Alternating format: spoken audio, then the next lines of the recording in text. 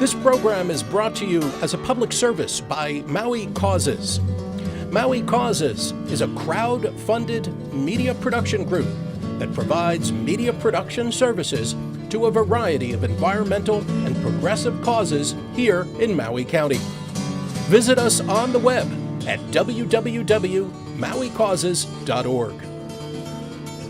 Welcome to another edition of Maui Causes and the Citizens Initiative television show here on Akaku. I'm Sam Small, joined in the studio by Todd Swan and Sleepy John, who keep it together technically and actually bring this signal to you through the graces of Akaku. Support Akaku because the powers that be continually try to shut this organization down, because it is a voice of the community, for the community. It is a voice that brings you issues and ideas that you're not likely to see in the Maui news. Those media outlets that we have locally are pretty heavily controlled by the corporate interests, which are stacked against your and your children's best interests. There's a lot of political maneuvering that goes on, and this show is dedicated to being a positive disruption in that process, a very necessary element to a free democracy. And we do actually live in a free democracy. You wouldn't necessarily know it by the shenanigans that go on here on the state and on the local level. But we do have the power and the authority to take it back. It just means that you have to participate. If you don't vote, then you get what you deserve, more and more corruption. And that will only increase in the elections that will come up in 2018. The money that is represented by the control in this county and in this state is a tremendous amount of money. 2014, Monsanto spent $12 million, the most ever spent in a local political campaign in the history of the United States, because those issues are that important here in this county. And that translates to our county council as well. 2018, the mayoral race and the county council race is going to quite possibly be some of the most contentious and corrupt elections ever seen. And it is through your participation, only through your participation, paying attention, educating yourself, sharing the information that you receive with your family and friends. That's how we create change here in Maui County. Some of the things that are in the legislative process are very personal. We have with us in the studio today Mr. John Grant and Brian Murphy, who's been on the show a bunch of times talking about medical marijuana and your rights as a citizen to be able to obtain and use a very, very fundamental and important medicine. One of the things that we're here to talk about today is the right to die legislation that is working its way through our legislative process currently. It's important because it gives you the freedom to choose your timing and how your life will continue or not, depending on your personal choices and where you are. And John, you're experiencing it, you're living it. I am, Sam. Almost 2.5 years ago, I was diagnosed with prostate cancer that had metastasized into my spinal column and skeleton.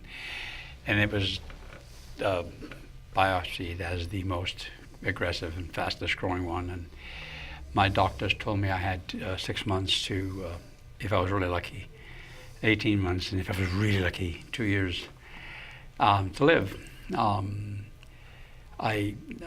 That was difficult, and no treatment. I lasted for about 1.5 years, and about a month, two months ago, I joined Hospice because I was unable to walk. I had a wheelchair, and I was very, very sick. A month ago, I was completely bedridden, and I was thinking I was dying. And that was coincidental with the legislature discussing this right to die law. I have the means to die. I have the means available to me to end this.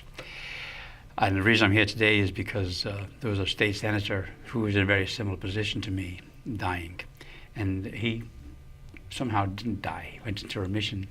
And he was one of the voices against the assisted dying legislation. As a person who's in a very bad spot right now, bone cancer is a painful thing. And it's also, it messes with your head, meds and stuff. As a person who's in that position, I feel, knowing that if I had the right or the access to some medical person to help me when it's time, that would make it a lot easier. When I joined hospice, it got easier. When I joined hospice, I was very sick, and somehow the combination of events that occurred got me here today. I'm walking. This is not a great day. I've had much better days. But I think the access to the meds I need, I don't have to take them. No, I'm not taking them. The knowing that you had the assistance of a skilled physician to help you over the edge would make it easier to stay, at least with me. Knowing that I can end this anytime I want to makes it easier for me to deal with the pain and the suffering of it. And I think a month ago I was ready to end it very clearly. I didn't. And that's the point I'm trying to make here. When you get this step here at this point where you're thinking, where do I go from here? Do I end this? That's your decision. At the time I was in absolutely agonizing pain and mentally not very good. But if the law had been there, I still wouldn't have ended it. I would have been more comforted having the law. What I did a month ago is I said, okay, let me go back a second. When they first diagnosed this, I'm a retired scientist. I was a biologist for 30 years, so I went into the internet with the help of some friends, and I did a lot of research on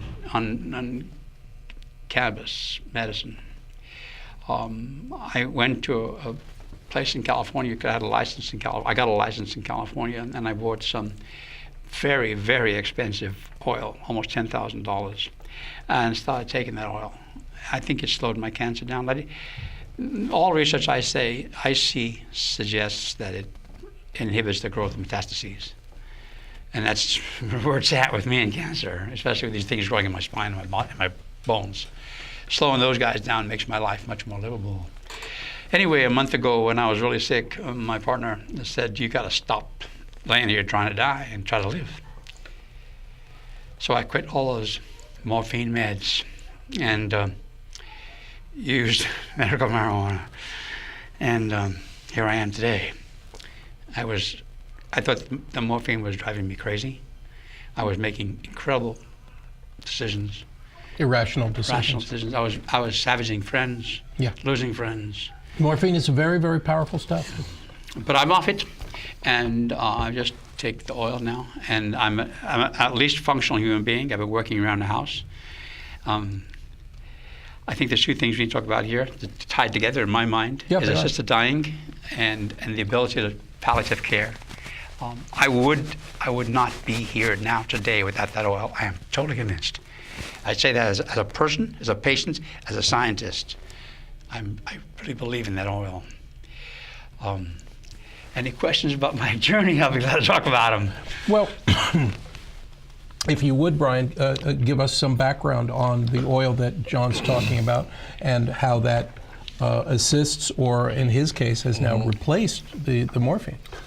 It's actually called RSO oil, which is for Rick Simmons oil.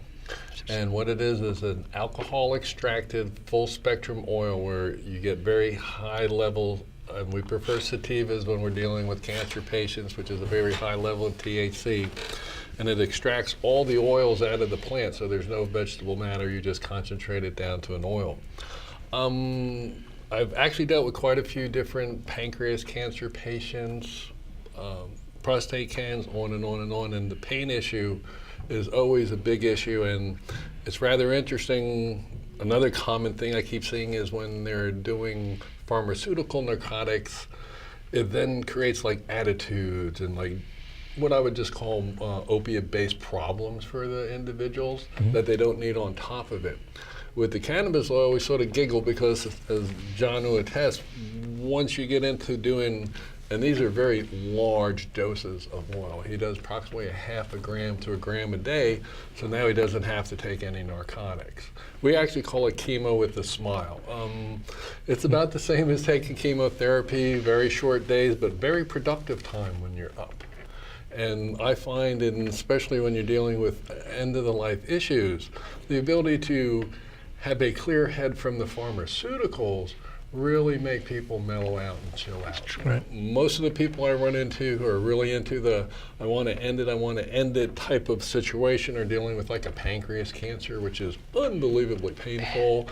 And the narcotics actually make the problem actually even worse because of the way it affects your mind. Well, we find if you do these very heavy doses of a full body, very high THC level marijuana oil, a lot of patients are only up 6 hours out of the day a lot of times when they're on this therapy because it's that strong. But if you do your research into how cannabis works with marijuana, THC inhibits the growth of cancerous tumors. So basically what John's doing is bombarding his body with THC.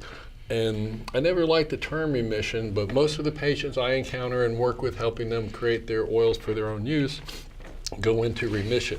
Remission is a very deceitful word. Sounds like it's going backwards, but actually everything just stops going forward. Right.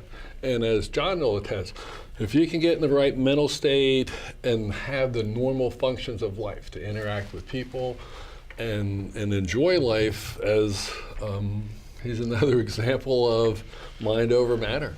I would like to say something about it. When I first met Brian, he looked at me and said, "Your head's messed up." Because I was. It was about early in the election, and I was really going downhill. And he came up the flag wave for Trinette, sine wave, and I was really sick. And he really helped me in my mind. I'm a lot better person in my head when I'm not taking morphine.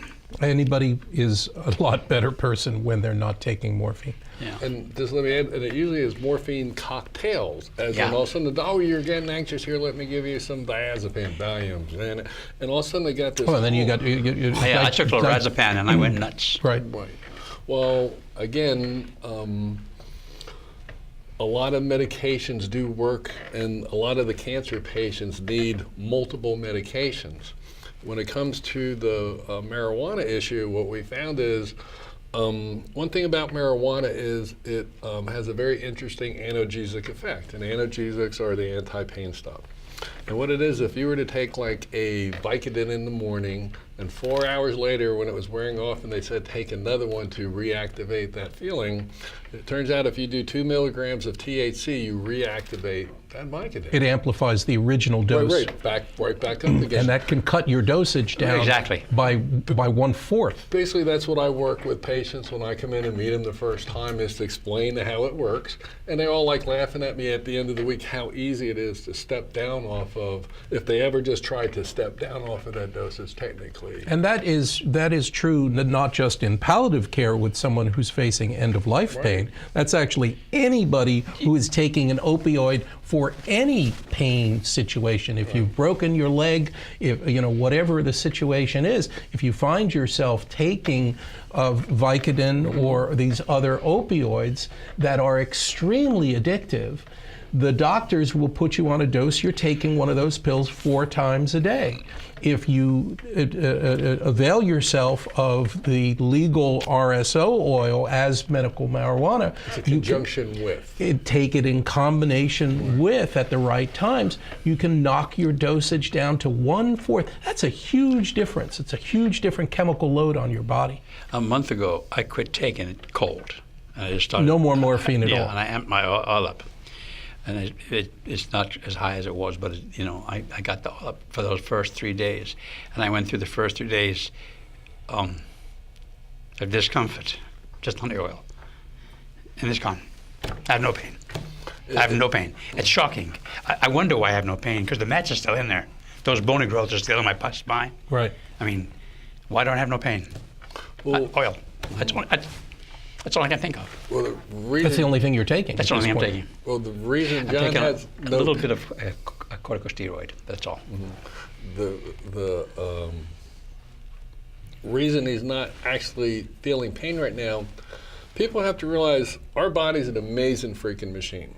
And a lot of this, you've always heard faith healing, all of a sudden it's gone, the tumor's gone. Your body can cure actually anything if you can get in the right mental state. If you can activate, your body has all the components in there to repair any damage that you're dealing with. And a lot has to do with your psychological state and your basically environment, how you're living. And when it comes to the narcotic use, I've helped quite a few people get off of major doses of narcotics using this oil.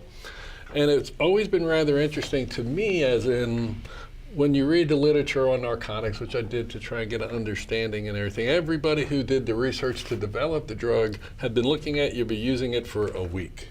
No more than 7 days. This stuff will work really great. That doesn't tell you anything. Well, no, it just shows you that our whole medical system is based on a business model instead of a health model. Right. I make no money if I just sell you 7 pills. Right. But hey, man, I give you 30. Shit, then all of a sudden you're going to have to get stool softeners because you're taking this one. Ooh, and then you're going to get really anxious. I can get you in my Valium department. We're really good on that. Oh, maybe Xanax. You might like Xanax. But anyway, that's the big problem is our medical system is always based on a business model instead of helping people model. Right. And that's the sad part of this It whole is. scenario. Absolutely. As in, the reason cannabis has been such an issue for the pharmaceutical industries, the way the actual drug works, and John takes the full spectrum oil, which has all the different CBG, CBD, CBN, THC, and it's the synergistic aspect of all these being present is how it actually works. Right. If you actually just try to pull one out, it's not going to work if you pull it out. If you're successful at making like just a CBD oil you extracted, all of a sudden it doesn't work because our body only works through this synergistic aspect. And then when you take it to the next step is the endocannabinoid system, which is our bodies are wired for this product, Right. which is amazing. I want to talk about that a little bit. As I said, I'm a biologist. Yeah. And one of my main issues is evolution. I love evolution biology. Right. There's a reason we have an endocannabinoid system. Someplace back in our evolutionary system, the critter that became us Right. used that drug, used that weed, that plant for something. And early man It's just probably... it's just a veg. It's like think of it as a vegetable. That's what But you we built in our system a way, physically, Yeah. of utilizing this for medical reasons. Right. It's in there. There's all kinds of research Well, on it it's now. a very powerful medicine, Yeah. and it's a very important vegetable for us to have in our diet. And think how important it was to evolve all these years to keep it. Right. You know. I think Sam hit the nail on the head here that it's actually a vegetable is the It's way a you vegetable. really want to look at this product. And when you get down to this thing I was just mentioning, that in our body we actually have these receptors, and I agree with John. My theory on that was it was probably the first grain crop that this specific species started eating all the seeds, which then you're eating Great the idea. flowers at the same time. And as we evolved, it was the crop that carried on. Most people don't realize gruel was hemp seed over in London. If you all you got was gruel, that was basically hemp seed. So, And in the oldest archaeological uncoverings, Right. it is the oldest known herb that present. people would be buried with. Right. They entomb themselves with cannabis there. The Israelis have done a tremendous amount of work, Yeah, really have on research, it. medical research, to bring a evolving understanding of this cannabinoid receptor system, and there are more receptors yet to be discovered, but the understanding has become that the large percentage of the population is actually living in a cannabinoid deficiency.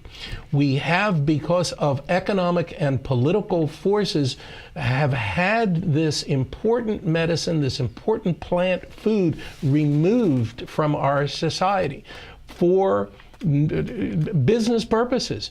Going back to reefer madness, a manufactured campaign, political and social campaign, manufactured by oil companies, manufactured by paper companies.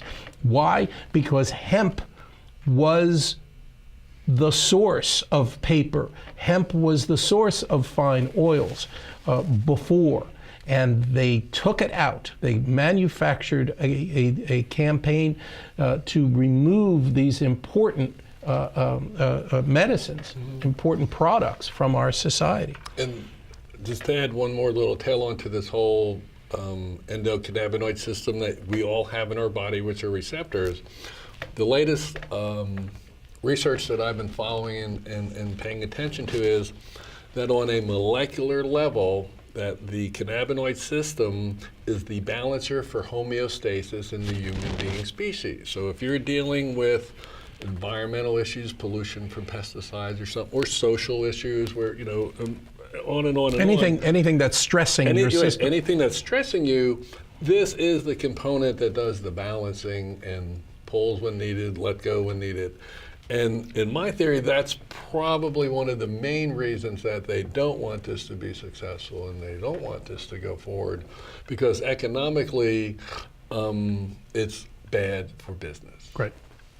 That's why if you look here in Hawaii, it's really upsetting. We have 8 little dispensaries who are licensed to produce the one, the only, for the island, for the patients, because it's so dangerous. I ask anyone, what is the real danger for marijuana? Right now, we got over 15,000 people growing it around the state all over the place, and it doesn't seem to be dangerous. I haven't heard of anybody being attacked by it or anything really going crazy. There's an estimated $6 billion a year underground economy in cannabis here in Hawaii. In Hawaii alone? In Hawaii alone, a $6 billion, the visitor industry is a huge consumer of recreational adult use of marijuana. I did not know that. And that is a black market that is massive. There's a tremendous amount of pot that's being consumed here in Hawaii, and it's not dangerous. People are not driving off of cliffs because of it. Well, no, that's the part that I find fascinating, how we now live in a society where we have alternative truths and alternative facts, as in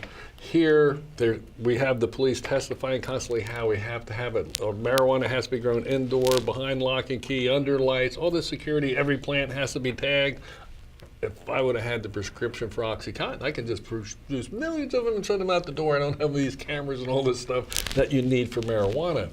And it's just a flaw that people are falling into, as in, it's so dangerous. You know what? Stop and ask your government agent next time, what do you mean it's dangerous? Show me the danger you're actually talking about. And what we need to start doing is challenging our legislators, because they're a bunch of fucking liars. Oop, can I say that? I'm sorry. You can edit that out, maybe. Yeah, so John, if your time is limited. My time is limited. Okay. I need to get home. I'm not feeling the best today. I would try to come back some other time when I'm feeling a little better. I am here. I'm standing up. I'm going to be able to walk out, and I wasn't doing that a month ago. There's 2 issues I believe in strongly. This assisted dying thing is really important, not for me because I got it covered, but a lot of people don't have the wherewithal, and they need it, because it really is a difficult thing. And it's difficult on your health care people. My partner, a lot of people know who she is, Trinette Furtado. It was very hard on her when I was so sick. Thankfully, I'm back to being a human being again. But the healthcare, the providers, what she did we need that assisted dying law for the people who are dying, for the providers of the care, for all social reasons, for societal reasons. The second largest thing I want to say is I wouldn't be here today if it wasn't for the oil. I'm absolutely convinced of that, as a person, as a user, as a scientist. I take large amounts. I'm still rather rational. I'm a lot more rational than I was taking some amounts of morphine. Thank you. Thank you. Thank you, John, for all that you've done in the community. I go. Thanks. We'll be back.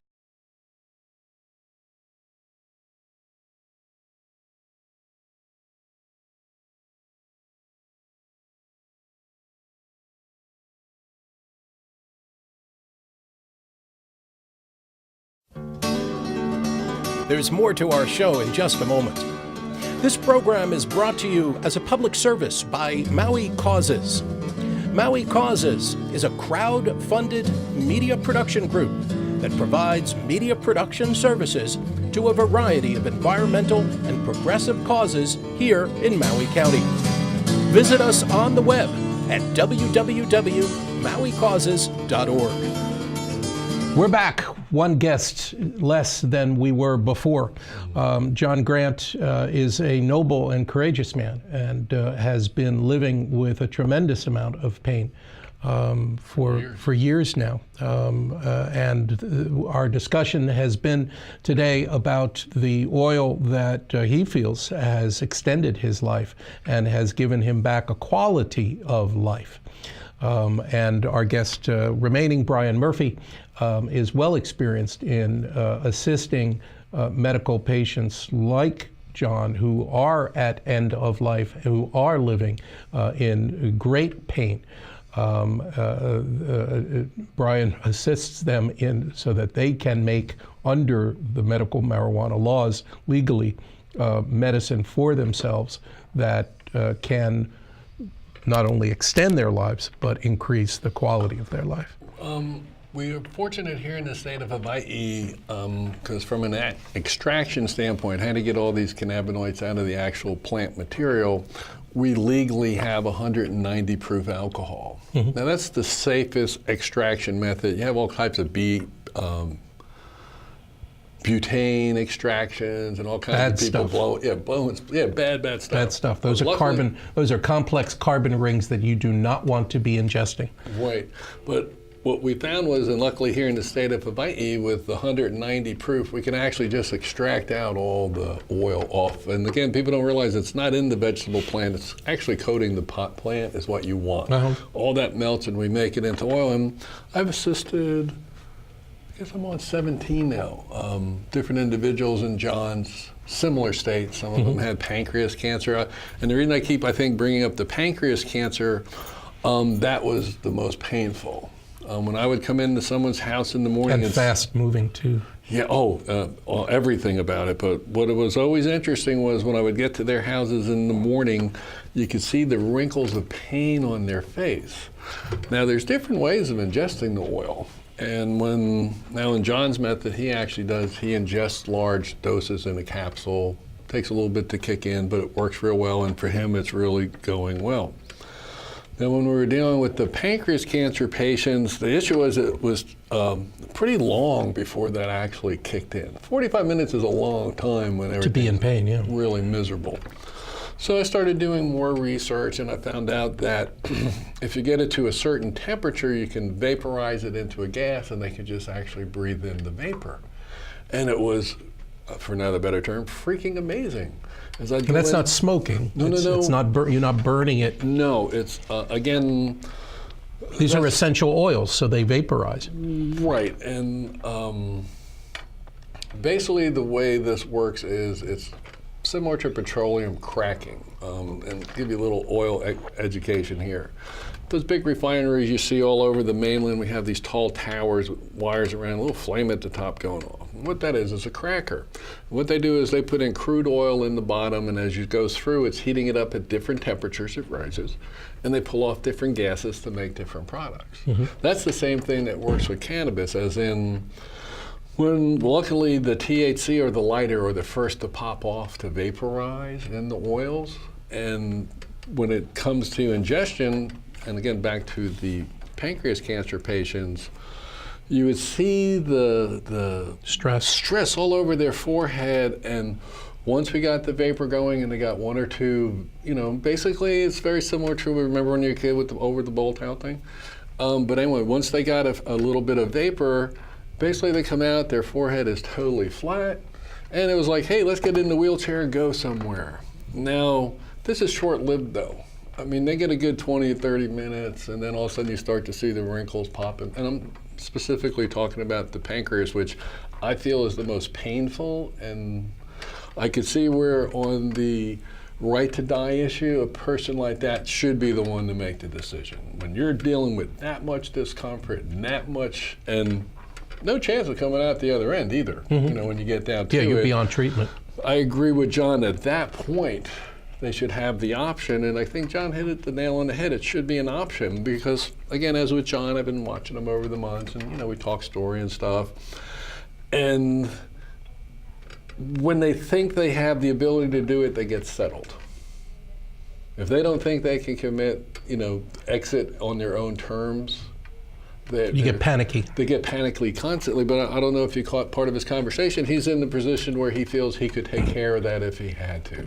Right. Which is really interesting. I don't know if the audience caught, but that was a very calming statement this man just made. Like, oh, I can deal with it if I had to.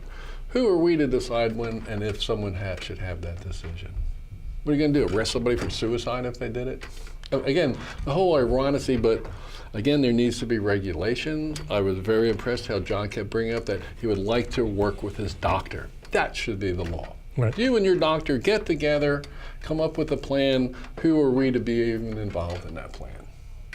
And that's what this bill is right. Carving out the legal protection for a doctor to participate with a patient. Right, slippery slope here, as in, I can see a lot of family members trying to push their family member out the door, for inheritance purposes and shit. Well, or it's stress in the family. Caring for a terminal patient, caring for somebody in hospice. Caregiver burnout is a very, very real thing. Every time I encounter someone like John, my first thing is I usually volunteer 1 day a week to, not for John, but for the other person to leave. Give a free day in there. And that's major to everyone out there. Also, if you know a family who is going through this, hey, and go over and talk to them. Hey, I'm going to make dinner. You can just go out and hang out and let the caregiver get away. And not just stay there and help with them. Let them go out and do something. And it's amazing how everything works better. Yeah, and there are some resources that people can avail themselves of. Like hospice. The hospice is that, and the hospice is covered under your federal medical benefits. It's part of Medicaid or Medicare. I'm not sure. Yeah, I'm not either. But hospice is a program that will shift the thrust of your medical care that you receive, no longer trying to cure you. Hospice care now facilitates your comfortable passing from this life. Basically, everybody's comfort. It increases everyone's comfort, as in it is very taxing until an individual comes to reality and brings the hospice into the house, which is usually pushed back as long as possible because a lot of the patients feel that they're finally then accepting their situation and they don't want to. Right. But it's really amazing once it is, as John mentioned that earlier, the relief that you see come over the person when they finally get on hospice, where all of a sudden their caregiver's not there and they know they're relaxing somewhere and they feel better because they're not such a burden. Yeah. So it flips on them where all of a sudden, oh, I'm such a burden there, and you're adding all these pressure to him. Is right. What goes on. Right. So the dying person is under additional pressure because they are stressing the family. And by bringing hospice in, the family can have some relief, and that relieves everybody. One of the big things that I find as just being an observer is once you can get their pain in order and clarity of thought, they all bounce back. It's really funny. Not funny, but good.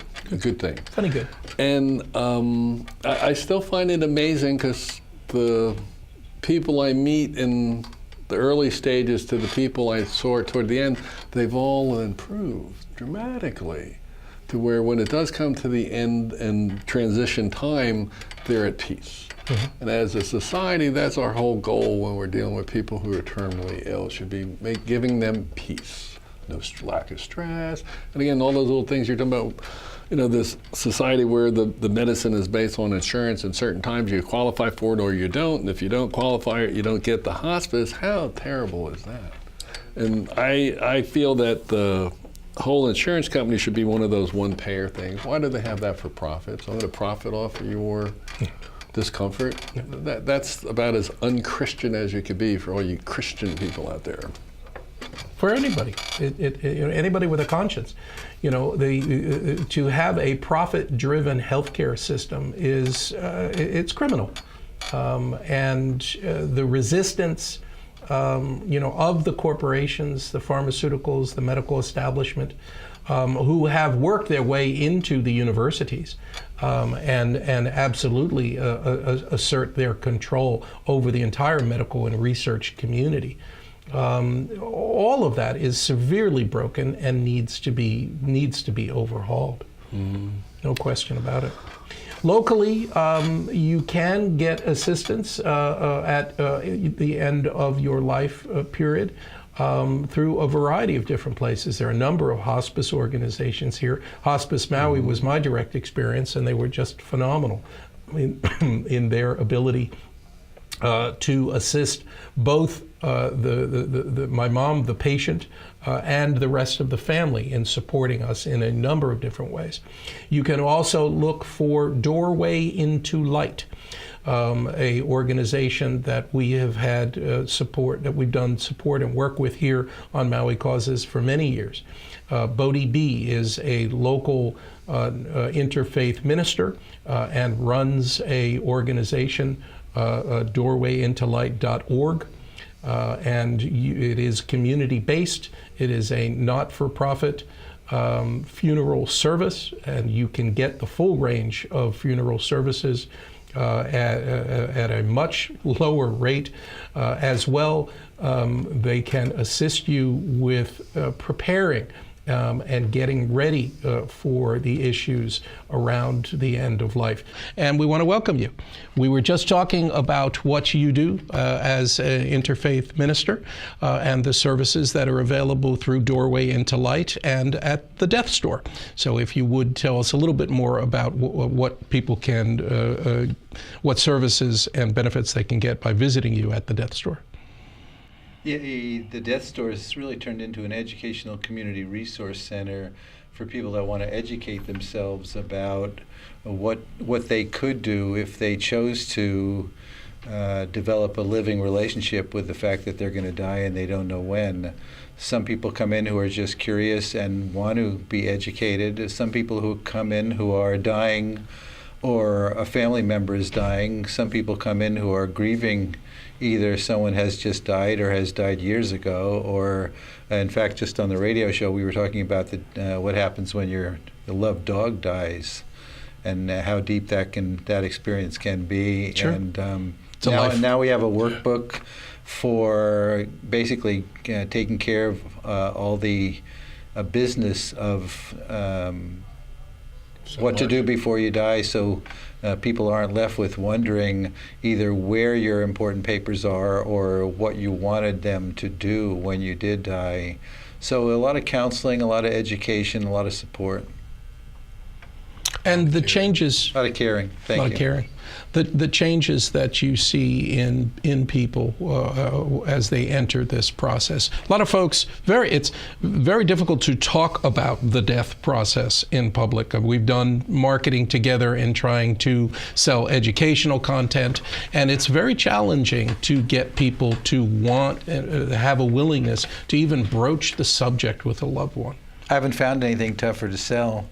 And death, dying, dead are really taboo words in our culture, and you certainly don't see anything at the mall about death and dying. And it's probably conscious because you might reconsider spending the day shopping if you realize that you might die one day. But in terms of my own life, how much it's affected how I live my life, how I relate to the people I care about, how I spend my time. It's really deepened my day and my living by, first of all, being around the whole topic, but also myself coming into more of a living relationship to the fact that I'm going to die and I don't know when. And having now been around dying people quite a bit, I see the value of preparing on a number of levels for that eventual day. That's one of the things I've actually helped upwards of 17 people now transcend, and it's really nice to see something coming along. Such conflict can develop between people's views and what they feel and the patient, because none of them are really talking about it, though. It's really trippy. I had one incident where the person who was ready to transcend was Buddhist, but his sister was Catholic. And this major battle became on about how he had to have last right. And this is some, but she was doing it when he wasn't in the room. She wouldn't say that when he was there. And when she wasn't there, he'd bring up about the Buddha thing and, what the heck am I going to do with the last right priest come, And it's really interesting, the lack of communication on this topic. And what this individual is working on is something that everyone needs to address. And of the 17 I dealt with, 5 were prepared, as in took it on as you do through your shop, educating people. They educated themselves. It was just so smooth, happy, and positive. Well, the other 12 were just turmoil. Who's taking this? What's going on? And it's just sad to see where if just a little planning and breaching the conversation can make such a better, and for the individual, I've come to the belief now, when we do transcend the heaven and hell thing people bring up, is I see some people very content with themselves and their situation, heaven. I see the other part, it's all scrambling, all the turmoil around them. I think that could be hell. And that's why I think it's really important that we work to comfort that individual who is actually transcending the most, as in they're the ones who are dealing with this, not the people around. But the craziness is all the people around them. It's really interesting how a lot of them get very okay with everything, but everyone around them can't deal with death. Right. Well, there's very little role models in our society for aged people at all. You don't see, old people on television. I was going to joke a New York joke here. I heard they all died. Yeah. Sorry. And that's right. And, even less opportunities for mainstream media to include, intimate issues around death. That is in some, to some extent by design, because the media that we have, television, is driven by advertising for consumer products. And the less you understand, the less intimacy that you have in your own mortality, the less that it affects your daily living, as you were describing earlier, the more you become a consumer. And the business interests that are running the show want consumers. They don't want people that are feeling free and independent. And speaking of independence, Bodhi, what are your thoughts on the right to life and right to death legislation that's currently? I think the culture is driving this issue forward, and it's easy to imagine every state in this country will have a physician's assisted dying, death with dignity law on the books. I would say in the next 10 or 15 years. I think Hawaii's on the verge. I was surprised it got stopped this term in the legislature, but I'd be surprised if it didn't go through next time. The culture is pushing it for many, many reasons. We could do a whole show on why. Obviously we're a pill culture and have been raised to take a pill for everything. We don't believe in dying. We don't see any value in dying. We want to skip ahead. When I ask 100 people, how would you like to die? 99 people say in their sleep. That's not dying. That's going from alive to being dead. We don't see any value in dying. We certainly don't see any value in suffering, and most of us equate dying with suffering. I do a whole class on this very subject, and just did at the Senior Center, and showed the film How to Die in Oregon and led a conversation around this very issue. The culture is pushing it. More and more percentage of our population is going to be over 65. In fact, the population of people older than 80 is doubling in the next 20 years. And the cost of keeping people alive when they ought to be dead, when medical technology can now keep people alive longer and longer and longer, is costing everybody an enormous amount of money in their health insurance. And as what you alluded to, that we don't value old people, we certainly don't value dying. We don't see any, all of these add up to why the insurance companies are supporting physicians assisted dying. They're spending too much money. Young people are getting on the bandwagon because they're looking at their health insurance premiums rising to keep an older population alive in a culture that doesn't value older people. right? We talk about incompetence, and incompetence is because we value a certain set of skills that we need to be skilled at to be valued in a culture. And if a culture doesn't value the skills of wisdom and insight and experience that old people bring to the table, then they become incompetent to the skills the culture actually values. So on and on and on, the whole thing is pushing towards, not only that, people are dying for longer and longer periods of time, given how people are now dying, right? Heart disease, cancer, respiratory disease, complications from diabetes and strokes. People can be dying now for years. That doesn't look like a beautiful scenario to most people. And in fact, when people find out they're dying and they want more time, and will try any experimental surgery or medicine or travel to the other side of the world for some faith healing or alternative healing, and they get more time, quite often what they find out is it means more time to be dying, and that equates to suffering for most people who want out. At the same time, I can see people who are serious, especially the neurological diseases, where people ought to have the option if they no longer really have a life, and some people no longer have a life. There's a very slippery slope that we could get into.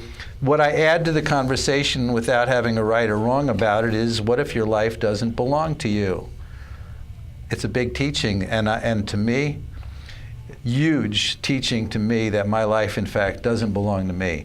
And if my life belongs to everybody and to the community of life. Mm-hmm. And when my life belongs to everybody, so does my dying and my death.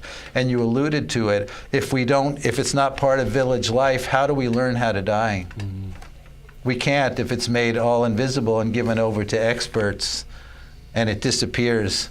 And most people's reflexes is that as soon as somebody dies, we want the funeral home to come and take the body away. And the next time often we see that body, a grandma is embalmed and often doesn't look a lot like grandma. Yep. Or we come to collect the ashes, and that disconnect between the time grandma died and the embalmed grandma and the ashes grandma, that breaks into our abilities to grieve. And grieving more and more we see as an essential part of, it goes with loving life and what we care about and what we love. It includes grieving very much so. And, that's a piece of the answer to what you asked me. You mentioned the value of the death process. And it very often can be, if an individual goes through that without heavy drugs, if their approach to it is a conscious one, that their experience and their evolution in their spirit, in who they are spiritually and philosophically, can be vastly opening.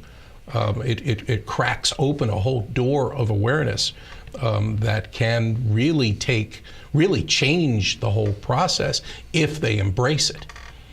Many indigenous cultures and religions talk about what you bring to your dying will greatly affect what happens after you die. And so in a culture that doesn't believe in dying, we have no rituals. They've stripped the rituals out of our society. Well, we've turned it into a medical and a psychological event. We've psychologized it as loss, loss, loss, loss. A medical event as, failure of medicine to failure to alive. thrive. It's failure, right? And when we've reduced it to a medical and psychological event, we've taken the largest piece out of it, which is what it means to die, and our part in the whole wheel, in the whole circle of life that needs us to die. That death itself is part of the miracle. And anyone who's connected to nature and their garden can see there is no life without death. It's a continual dance. And we've somehow, because again, as you spoke to, us having been turned into consumers, basically sleepwalking in a hypnotic state that continues to program us to keep shopping and have a good time, everything's going to be just fine. Death actually is the one thing that I've seen that is the quickest way to break through that facade of it's all okay. And when you find out you're dying, or you find out your friend is dying or just died, something cracks through that quickly. And it's often the symptoms, or what manifests as wow, it's so precious, it's so fragile, it changes so quickly, it's so raw. Wow, who do I love? Those are spiritual, it's like a spiritual experience. And you spoke of conscious dying. Well, of course, when people don't want to die because they're afraid of the pain. And maybe you've already spoken to this, palliative care now, and the importance of cannabis medicines as opposed to morphine-based medicines and synthetic morphine-based medicines. People want to be conscious, but they can't be conscious very well if they're in pain.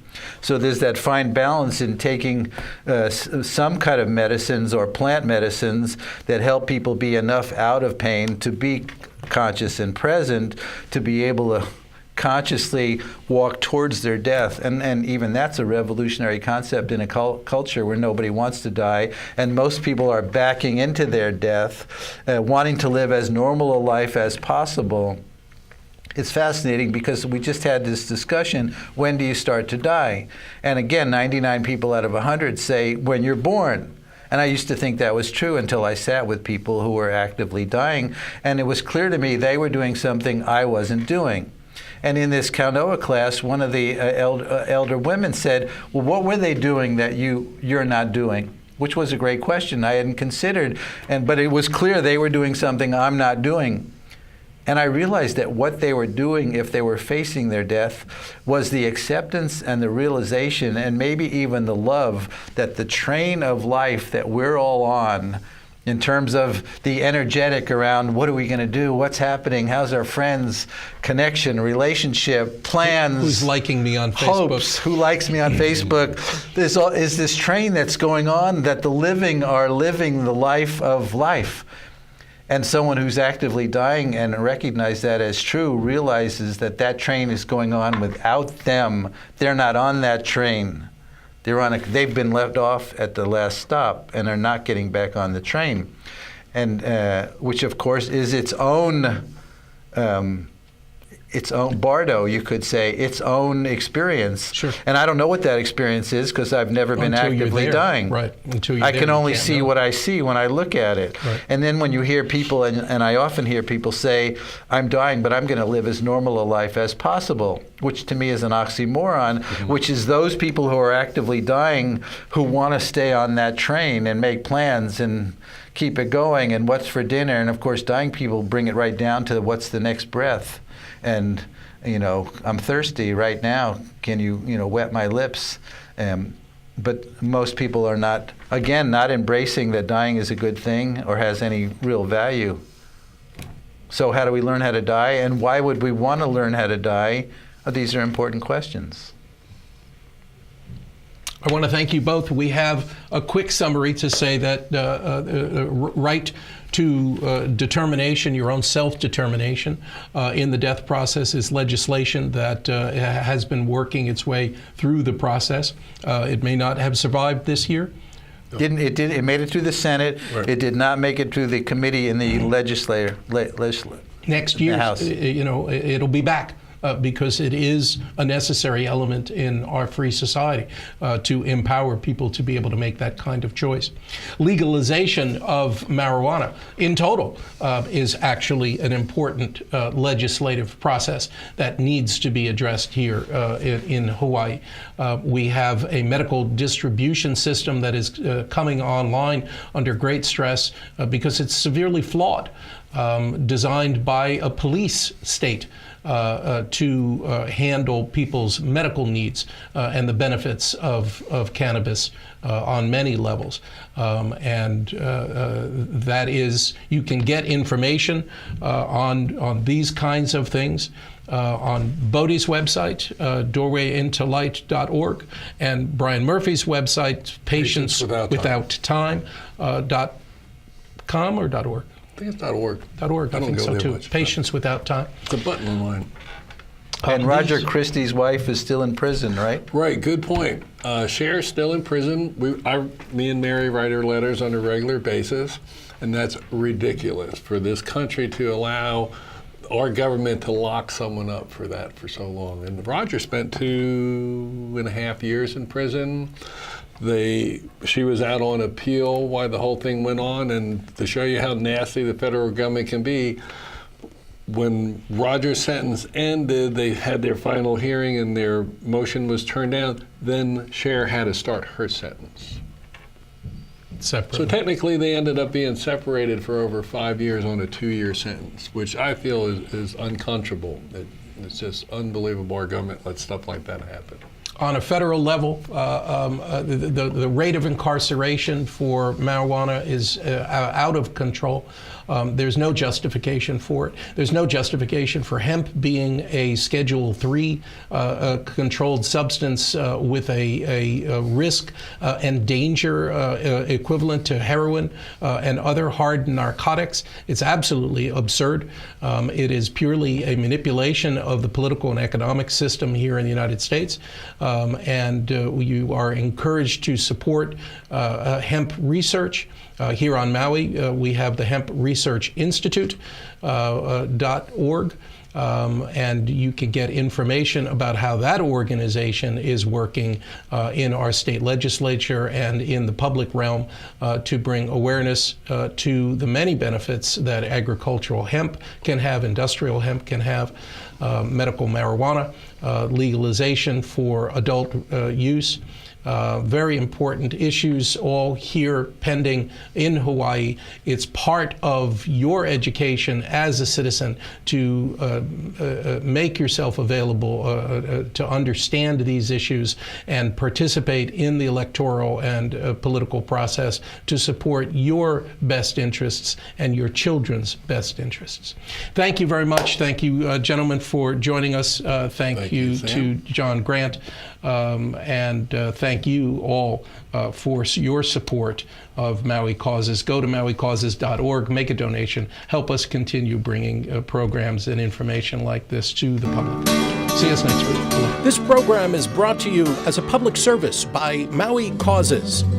Maui Causes is a crowd-funded media production group that provides media production services to a variety of environmental and progressive causes here in Maui County. Visit us on the web at www.mauicauses.org.